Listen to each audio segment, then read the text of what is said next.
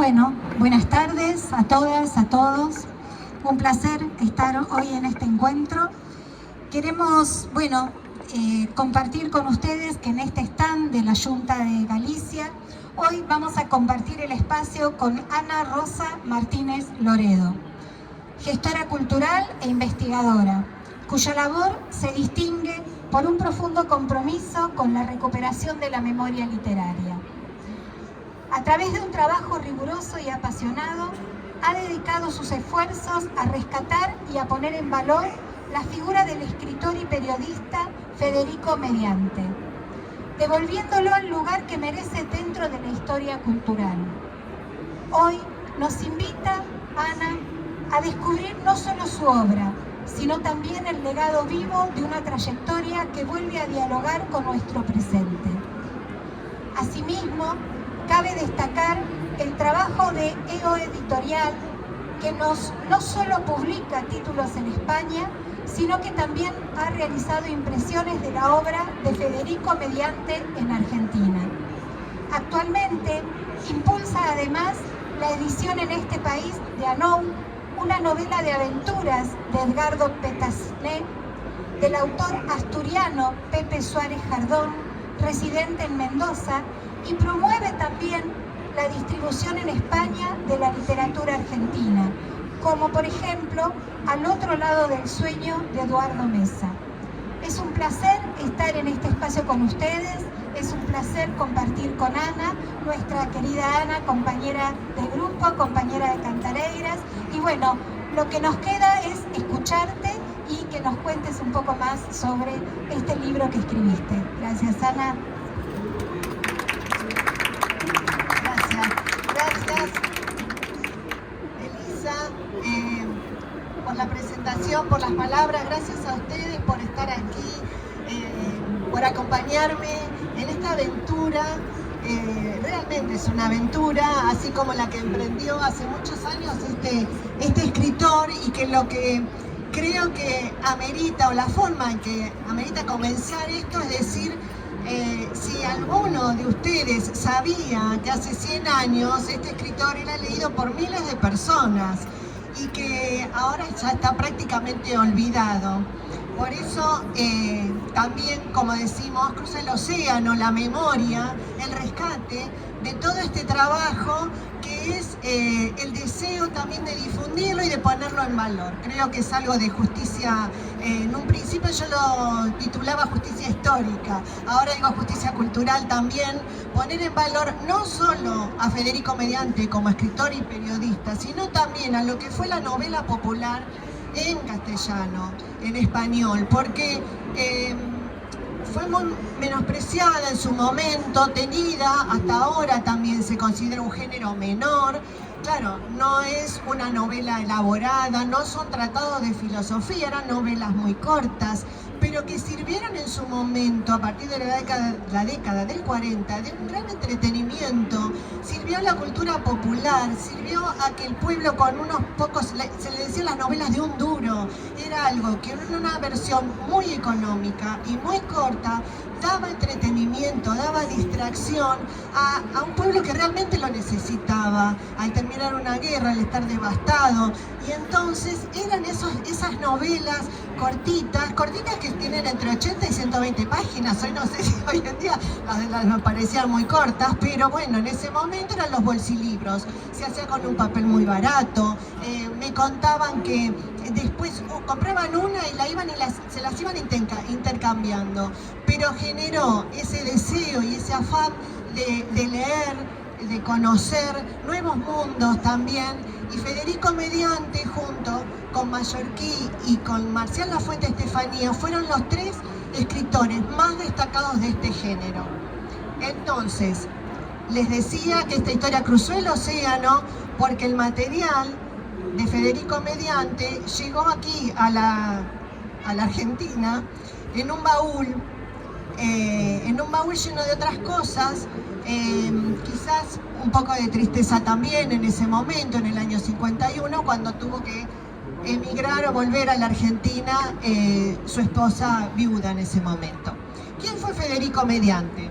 Federico Mediante, como ven ahí, es la plaquita que estaba en la puerta de su departamento, de la calle Malasaña 26 en Madrid. Y el cartel, la foto que dice Abres, porque él nació en Abres. Abres es un pueblo asturiano. Lo que pasa que es el límite, justo muy al occidente de Asturias, pegadito al oriente de Galicia. Lo que divide, como división política, es la ría del Eo. De ahí también, por ejemplo, Eo Litorial. Pero más que una división, toda esa zona se denomina la comarca del Eo. Ellos se sienten hermanados. Esa parte de Asturias fala galego. Están muy unidos. Entonces, la comarca del Eo, en ese lugar, es donde nace Federico Mediante Noceda. Marqué con un círculo Vegadeo y Ribadeo. Vegadeo pertenece a Asturias, Ribadeo a Galicia, pero en realidad se sienten, como digo, todos hermanados. Y Ares, marqué San Tirso, pero en realidad hay 3 localidades que se llaman Ares. San Tirso, Ría de Ares y Ares solamente, que es donde nació Federico Mediante. Pero como forma de ubicarlos en ese pequeño lugar. Pero Federico Mediante, que fue una persona muy inquieta, de ese lugar rural, un pueblo muy pequeño, piensen, nació en 1888. Él puse como unos datos de referencia, muy poquito. A los 14 años, en Abres su padre era maestro rural. Entonces, la primera formación la recibe con su padre en esa escuela. Él de ahí también ya comienza a ser ávido lector, dice que leía a Julio Verne, que leía a Emilio Salgari, y de aquí también viene un poco el subtítulo de este libro. Él leía a Salgari. Para que sepan, Emilio Salgari fue el que creó personajes en sus novelas como El Corsario Negro o como Sandokan, el tigre de la Malasia. Y no fui yo quien le puso Salgari español, se lo puso un periodista que se especializó también en literatura, novelas populares, José Altavella. En un reportaje que le hizo, lo denominó el Salgari español. Acá mi cuestión o mi reflexión es a Salgari, al Corsario Negro, a Sandokan, todos lo conocemos, pero a los personajes o las novelas de Federico Mediante poco y nada se conocen. Pero él a los 14 años decía, inquieto como era, se viene a la Argentina, hace su primer viaje a la Argentina con 14 años.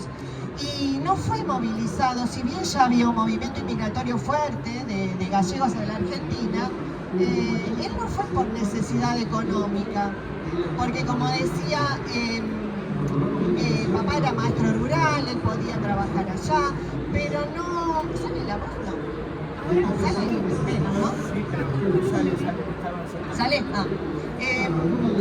Entonces, él viene en realidad por deseo de aventura, porque él quería conocer, quería andar, y cuenta que vino con una maleta donde lo único que traía era un retrato de los padres y un ejemplar del Quijote de la Mancha, y con eso se vino. En ese primer viaje, con 14 años, él avanza por la provincia de Buenos Aires, llega hasta Bahía Blanca, regresa a la capital y bueno, se queda por donde el puerto, dice que con ese ambiente más bohemio, y se entera de que había una guerra en África, que España estaba en la guerra de Melilla, hay una contienda, se vuelve a España, se alista en el regimiento de Oviedo para combatir. Va a África, pelea, lo toman prisionero en África, lo liberan y vuelve a su pueblo. Él vuelve a su pueblo, dice, para recomponerse, bueno, después de haber sido tomado prisionero en una guerra, me imagino que debe ser un poco difícil, y que se pone a ayudar al padre en la escuela. Cuenta que hablaba con los chicos, que les contaba historias, que eso se le daba muy bien. Pero que llega un momento, la frase me quedó muy grabada en ese reportaje, que dice: el terruño me ahoga. Y entonces hace un segundo viaje a la Argentina. En ese segundo viaje a la Argentina, él ya había empezado a escribir, a publicar algunas cosas. el telegrama del Rif, o sea, también a partir de la guerra de África, algo escribe en Las Riberas de Leo, que es un periódico justamente que es galaico-asturiano. Las Riberas de Leo comienza a publicar algunas cosas y él se vuelve a la Argentina. Acá trabaja en un periódico, primero, Última Hora de Capital, y como actor pero de circo criollo, en una compañía de teatro, de circo en realidad, comienzan a recorrer la Mesopotamia, llega a Paraguay, llega a Bolivia. Y entonces, bueno, conociendo todo y andando como actor por ahí, y dice que cuando en Paraguay se disuelve la compañía y empieza a regresar él a bajar, digamos, hacia Buenos Aires por su cuenta. Ahí también tiene grandes aventuras, dice que en Formosa encuentra, él dice que es un primo de él. Ahora que yo voy hilando más fino, encontré en un periódico que había unos hermanos de apellido Cancio, que eran gallegos, que tuvieron en Formosa una estancia con muchas cabezas de ganado. Entonces digo, seguramente, no sé si estaban emparentados, se habrá encontrado con este gallego en Formosa y se quedó ahí, que cazó tigres, que bueno, un montón de experiencias que tiene que ver con un paisaje que en Galicia es completamente extraño. Piensa que estamos hablando de 1920, o sea, hace 100 años atrás lo que sería por esos lados.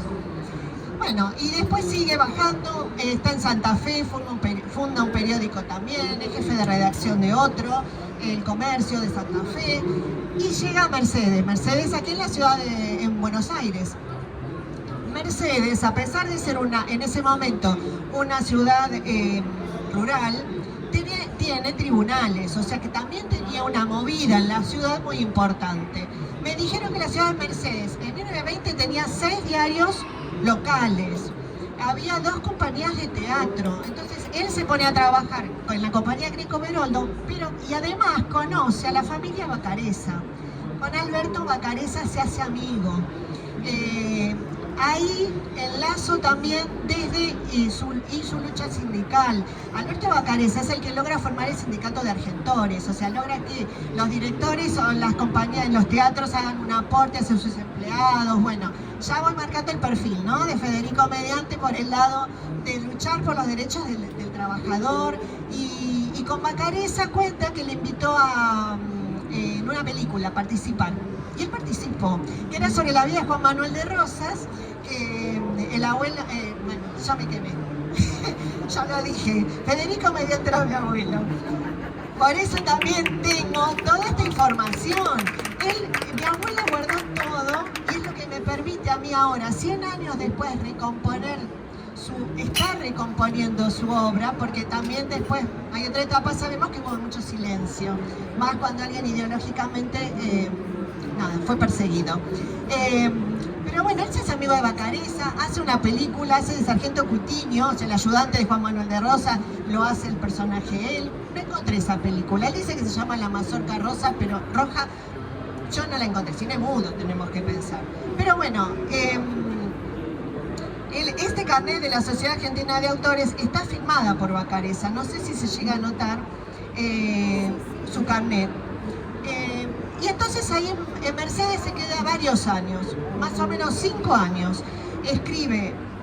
Trabaja para el diario El Argentino de Mercedes, funda él una revista literaria que se llama Argos, continúa con la compañía de teatro Greco Beroldo, donde actúa, pero a su vez escribe algunas obritas de teatro que se exhiben, y conoce en la compañía de teatro, porque los viene una foto, a la que luego sería su esposa, una mercedina, 14 años más chica que él, y Orentina Acosta Whiton, o sea, de parte materna, ella formaba parte también de inmigrantes irlandeses, su abuelo era irlandés, Whiton, y bueno, se casan.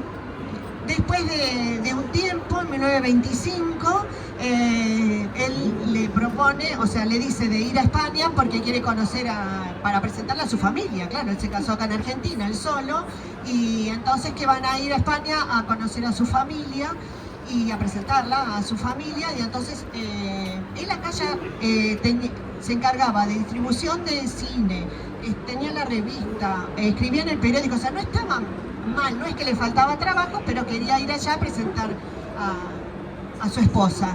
Y bueno, se van para España, hacen pie en Madrid, pero van a Galicia a presentar a la familia y a conocerla. Y él dice que sus sed de aventura se apagaron en ese momento, se gastaron la plata que tenían y se tuvo que buscar un trabajo en Madrid.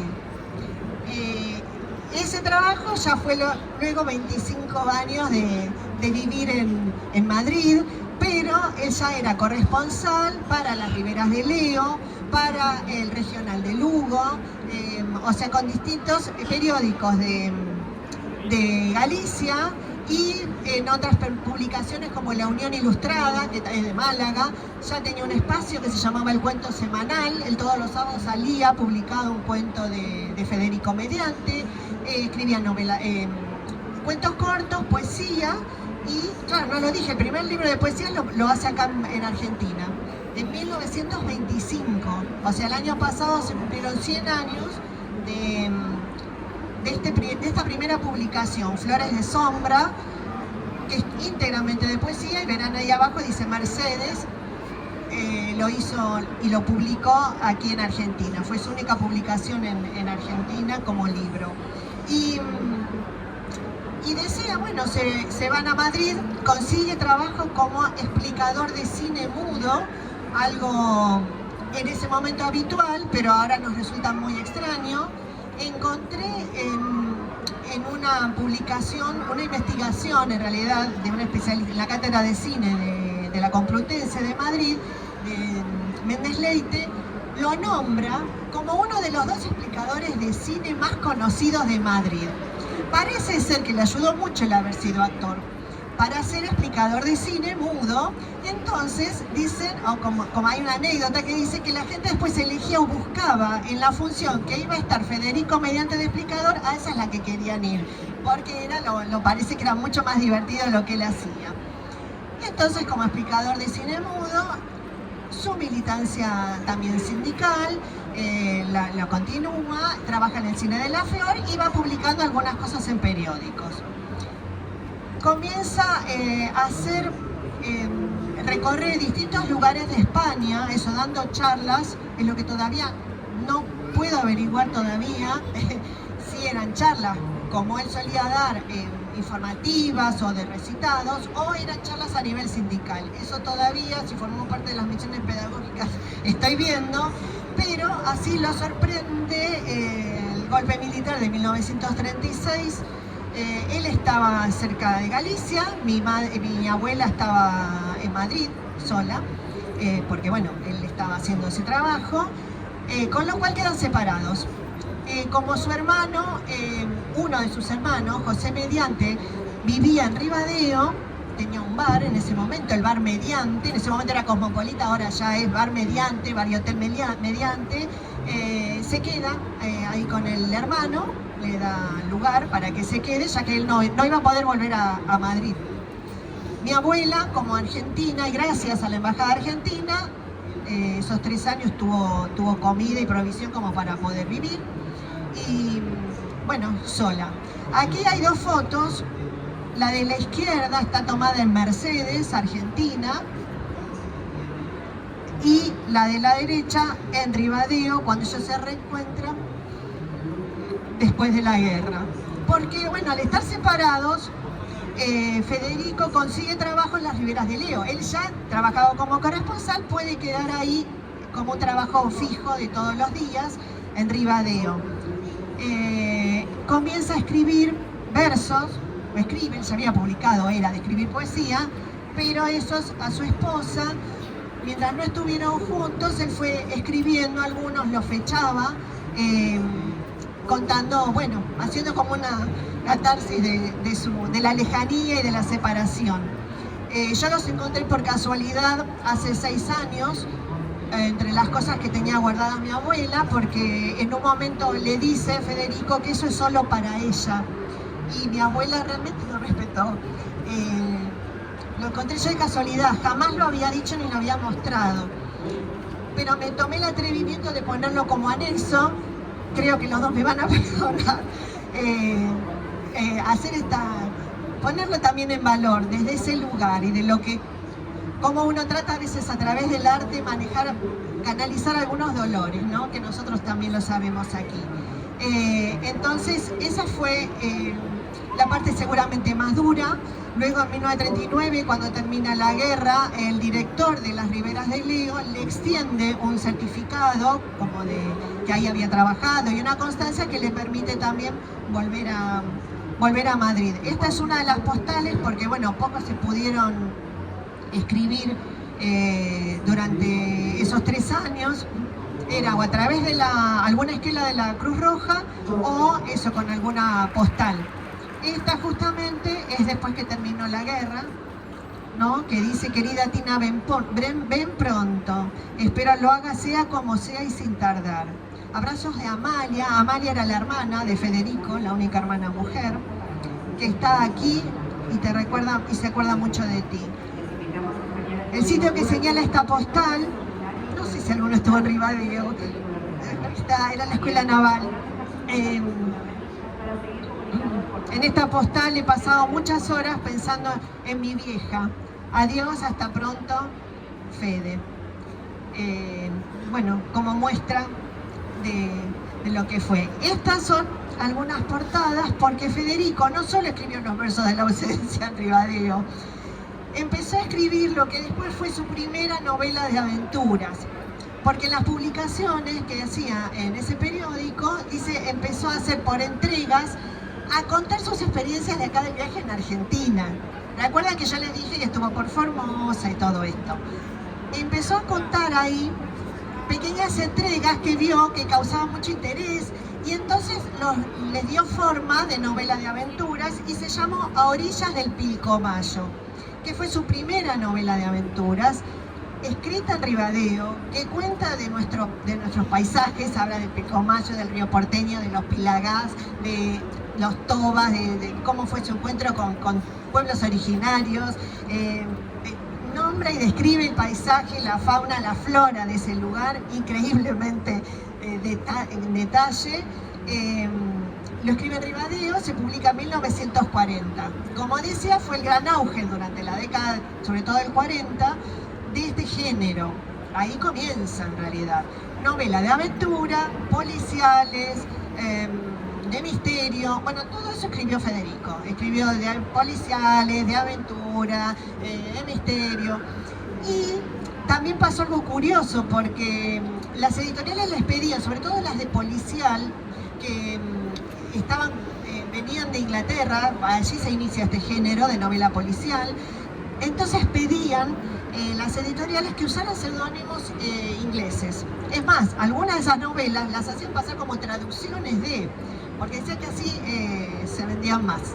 Entonces Federico firmó Boris King, Scott, O'Hara, pero también firmó como Whiton. Él ponía las iniciales de la esposa, Orentina Acosta Whiton, H.A. Whiton, y así firmó unas cuantas, casi toda una serie tiene de novela policial como Whiton. O sea, era mi abuela. No escribía, pero sí tenían repartido el trabajo, porque como el abuelo, él siguió trabajando en el cine, porque las novelas no le daban para comer. Él escribía de noche, cuando volvía del trabajo se ponía a escribir. Obviamente a la mañana dormía, mi abuela se levantaba y era la correctora, porque claro, todo esto no teníamos inteligencia artificial ni nada de eso, entonces ella oficiaba de correctora. Aquí, por eso, como para que tengan una idea de los distintos, bueno, incluí una con el nombre de ella, La señorita detective es la primera, y esto también me enteré hace poco, hasta que se demuestre lo contrario, es la primera novela de género policial en español que tiene protagonista una mujer. Fue mi abuelo. Diana Fletcher. La estamos preparando, se va a reimprimir, va a salir este año, la va a sacar Editorial, antes de fin de año va a salir. Es muy curioso porque, como les digo, es prácticamente olvidada, una persona desconocida, y yo me entero también de esta novela, poniendo el nombre de él en Instagram. Un detective privado de Málaga tenía el hashtag con la señorita detective. Entonces me contacto, les cuento cómo va pasando la vida, y dice que él es admirador de Federico Mediante, y esta novela cada vez que puede, cuando alguien cumple años, algún conocido de él, la regala, porque es un fan. Digo, pero ¿dónde la compras? Si no hay, me dicen, y novelas, cosas de antiguas, de antigüedades. Entonces le pedí a mi editor, la vamos a volver a hacer, como hicimos en la del Pilcomayo. O sea, cosas de ir rescatando, como digo, ir haciendo de nuevo todo este género. Lo más loco que la semana pasada me llamaron de una editorial de Barcelona, una distribuidora cinematográfica de Barcelona, que van a hacer una pequeña tirada de novelas, y me dijo, y me iba mostrando, así, me dice que Federico Mediante, tengo esto, y salió el tema de esto de considerarlo género menor. Dice, yo creo que estas novelas que decían menor y de aventuras están muy por encima en la redacción y en la forma de mucho de lo que tenemos hoy en día. Entonces quieren volver también a ponerlo en valor, y ellos van a publicar Centauros del Desierto. Centauros del Desierto circula como una leyenda también allí en España. Parece que no sé si fue la primera, pero de las primeras películas norteamericanas de vaqueros que llegaron, bueno, se titulaban en español, y le pusieron Centauros del Desierto. Y algunos largaron a rodar de que como ya esta novela ya estaba, que a lo mejor servía para que la gente asociara el título con la película y generara. Así que, no sé, el abuelo me sorprende todos los días con estas cosas, pero por eso digo, bien vale contarlo, transmitirlo, porque aparte es sumamente interesante. Yo le nombré antes el periodista que le puso el apodo de Salgari Español, y entonces en un párrafo del reportaje dice esto, ¿no? Lo más interesante ha sido cazar a un cazador de tigres en la taquilla de un cine de barrio. ¿Verdad que parece increíble, lectores? Galicia está en este hombre metida muy dentro, y Mediante es un prototipo de la raza celta. Yo dije que había nacido del lado de Asturias, pero que falan galego y se consideran todos una misma comarca. El abuelo, y ahora para que también tengan un pequeño ejemplo de su escritura, publicó, porque también escribía para revistas gallegas en el extranjero, en Eco de Galicia de La Habana, una publicación de toda una página que tituló Madre Galicia, en marzo de 1935. Leo un pedacito nada más, así también lo escuchan al abuelo. Entonces dice así: ¿qué es la patria?, le preguntaron a un pequeñuelo de tan corta edad como corto entendimiento tenía el preguntón. Y el pequeño lo respondió sin vacilar: mi patria es mi aldea, porque allí están mis papás. Ya lo saben, pues, esos señores de larga levita, que en todos los banquetes y homenajes describen la patria al son de ruidosas charangas, bajo doseles de gallardetes y elucubración pasional de vocablos como democracia, patriotismo, porvenir y progreso. La patria solo sabe definirla aquel que la ama. Y el amor al terruño brota espontáneo en todos los actos de nuestra vida y en los más mínimos detalles. No hace falta empacho de saber, ni gestos académicos para definir la palabra patria, pero sí hacen falta muchas cosas para amarla y defenderla. No son solo los defensores de la patria los que guarnecen las fronteras fusil en mano, también la defienden con la pala y el arado, el yunque y el martillo, el libro y la pluma, los que luchan por el sustento diario en el campo, en la fábrica y en la oficina. Y estos pertenecen a todas las patrias y son capaces de morir por la suya. Galicia, uno de tus más modestos hijos, cumple un deber de patriotismo, apartado de tu suelo brujo, al dedicarte todos sus pensamientos. Nada podría hacer que supere a lo que ya te han dicho todos tus poetas, pero sí quiero rememorar con mi prosa profana la ingratitud de muchos para contigo. Tú que le has dado todo lo que son, salud, fuerza e inteligencia, y ellos, ingratos, solo son detractores y olvidadizos. Pero no temas, como el hijo pródigo de la vieja leyenda volverán a ti, convencidos que solo sobre tu suelo y bajo tu cielo se aprenderá a querer y a pensar. Alguien me hablaba una vez del honor, cosa elástica en verdad, pues cada cual lo entiende a su manera. Y mientras unos lo emplean como una cosa comercial, otros hasta lo prestan. Y yo, en el calor de la discusión, solo acerté a replicar: honor, palabra santa, escaso y mal parado anda, tanto se ha dado y repartido que ya casi no queda. Yo tengo aún un poquito, el honor de haber nacido gallego. Con esta declaración es que, bueno, ayer, 25 de abril, se cumplieron 75 años de su muerte. Ya no hace falta más palabras, o sea, para él, ya con esa declaración de amor, digo, hacia Galicia, bueno, lo consideraron miembro y está en el álbum, fue incluido en el álbum de cultura gallega desde 2021.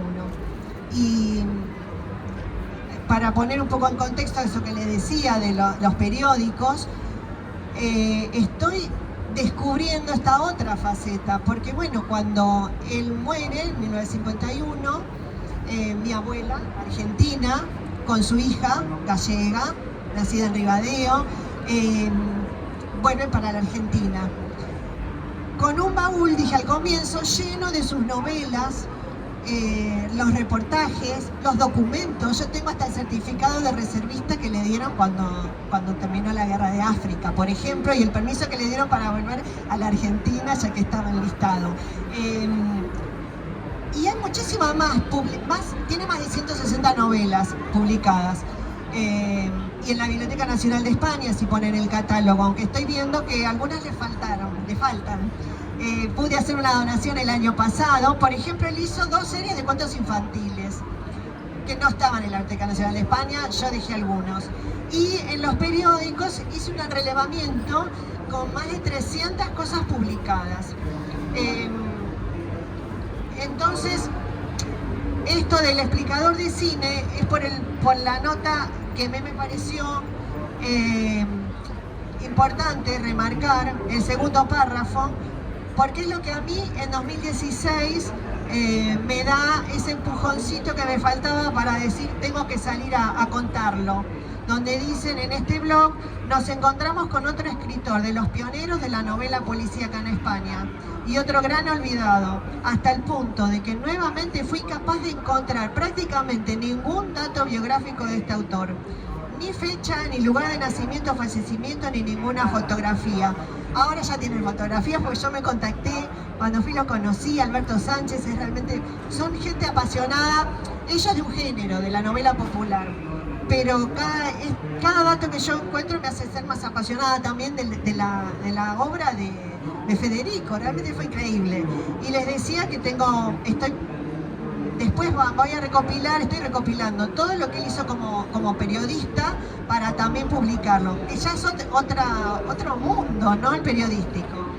Pero bueno, él terminó en un reportaje, también lo dijo, esta frase que me encanta y que dice: escribir es un verbo de la misma conjugación que vivir. Para él escribir era su vida.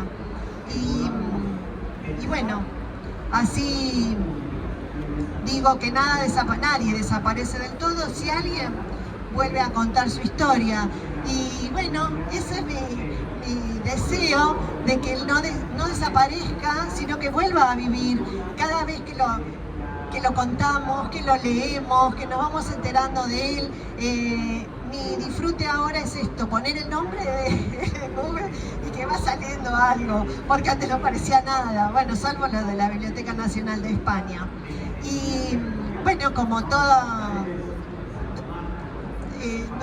historia, así como hay voz hablada y voz cantada, mis compañeras, compañeros, cantareiros, vamos a hacer el cierre también para Federico, que tanto quiso esta tierra cantando algunas canciones. Y gracias a todos.